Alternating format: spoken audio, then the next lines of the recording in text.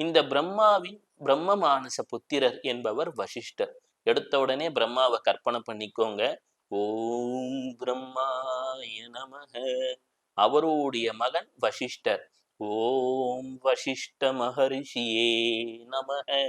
இரண்டாவது அவருக்கு சக்தின்னு ஒரு புதல்வன். ஓம் சக்தி மகரிஷியே நமக. இந்த சக்தி மகரிஷின்றவருடைய மகன் பராசரர். இவர் பெயரை நினைத்தால் நிறைய தங்கம் சேரும்னுவாங்க. ஓம் பராசர மகரிஷியே நமக. அவருடைய மகன் வியாசர். வியாசரை நினைத்தால் கல்வி பெருகும். ஓம் வியாச மகரிஷியே நமக.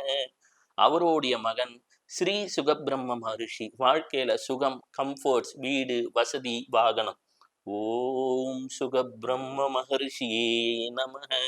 யார் ஒருவர் இந்த பெயர்களை கேட்கிறார்களோ, சொல்கிறார்களோ, நினைக்கிறார்களோ அவர்களுக்கு குருவினால் ஏற்பட்ட சகல தோஷமும் நீங்கும் என்கிறார்கள். திருப்பி ரீவைண்ட் பண்ணி வேணா ஒரு 2-3 தடவை சொல்லிடுங்க.